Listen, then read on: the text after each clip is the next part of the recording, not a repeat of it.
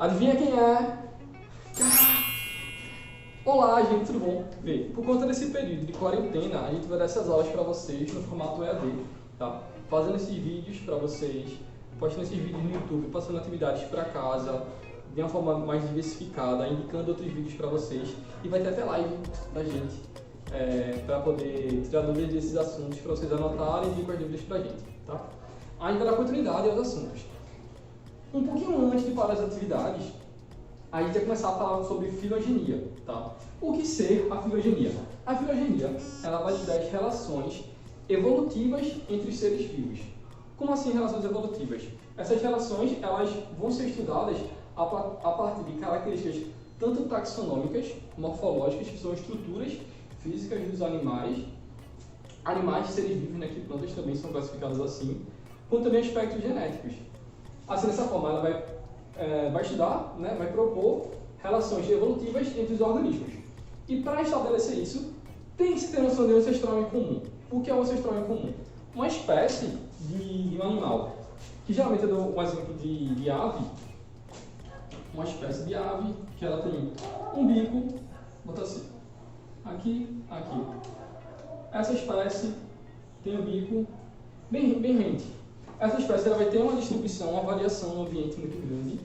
E as que tem um pouquinho mais curvo vão ter um melhor sucesso no ambiente mais alto. E as que tem um bico um pouquinho mais reto vai ter um sucesso na região mais baixa, por exemplo.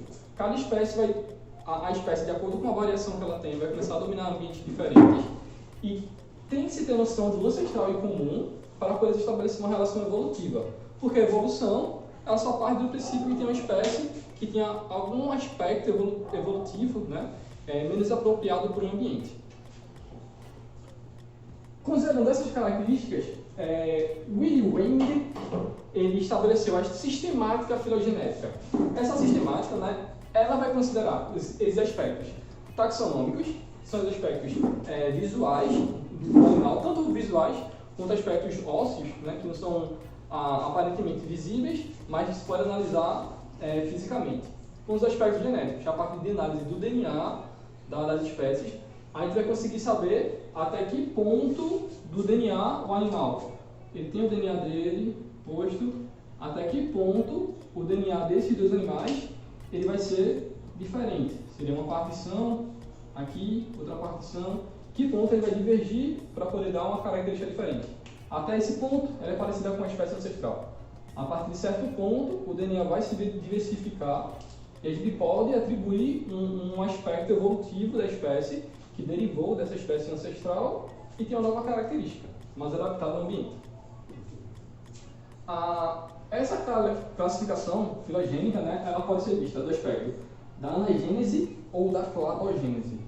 No aspecto da anagênese, a espécie ela vai acumular variações até que uma espécie ela acumula variações até o ponto que ela se torna outra espécie. A mesma linha evolutiva ela vai ter um ancestral em comum, mas essa mesma linha evolutiva vai dar origem a outra espécie diferente, na anagênese. Já na cladogênese, se vê um clado, se vê um grupo. Na cladogênese, esses processos diversos eles vão promover especializações, que é essa variação de bico, variação de pena, um animal que tem um dente canino mais desenvolvido, tem um pelo mais grosso, uma planta que tem raízes mais largas, folhas mais largas, são especializações, porque não é uma característica presente em todas as espécies. As especializações, elas se acumulam ao longo das gerações, são aquelas espécies que têm de planta, que tem a folha mais larga, que consegue se reproduzir, consegue se manter. Folha mais larga se reproduz, consegue se manter, até essa geração ficar diferente por outros aspectos também da espécie ancestral e vai gerar outras espécies. Nesse caso, esse bichinho aqui, que parece um porco, um cachorro, é a espécie ancestral. Essa espécie ancestral ela vai ter uma especialização aqui nesse momento. Nesse momento, esse grupo daqui se manteve sem nenhuma alteração. A partir desse momento, por exemplo, vai nascer caninhos, dentes caninos, por exemplo. Não sei, mas nesse caso, dentes caninos começam a nascer. Então, a partir daqui para baixo, eles têm dentes caninos mais desenvolvidos. Só que esse animal vem para cá com dedos caninos bem desenvolvidos, e a partir desse outro ponto, só vem para cá as espécies que as orelhas são maiores ou menores, entendeu? Aí, esse aqui não tem dentes caninos, esse aqui tem dentes caninos desenvolvidos, esse aqui tem dentes caninos desenvolvidos e a orelha também desenvolvida, entendeu? No mesmo ancestral comum, começa a ver uma série de espécies diferentes, mas a partir de um ancestral comum.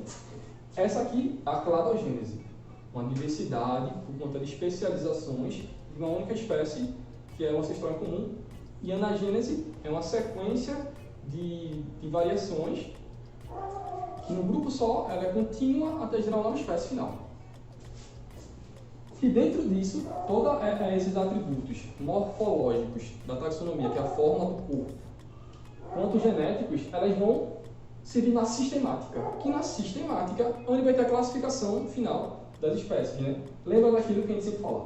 Rei, filo, classe, ordem, família, gênero, espécie. O rei filósofo classificou de ordinária a família do general espartano. Essa classificação sistemática ela vai contribuir para que a gente consiga identificar as espécies. Por exemplo, o coronavírus. Ele é um vírus do grupo dos coronas. Tem mais ou menos 7 espécies desse grupo de vírus. Sabendo como é o vírus, a gente pode classificar e ter o DNA desse vírus já guardado em algum laboratório do mundo. Quando alguém consegue sequenciar, sabe, do grupo corona. Então alguém já fez muito mais trabalho com aquele grupo e vai economizar muito mais tempo, porque já tem estudos com aquele grupo específico.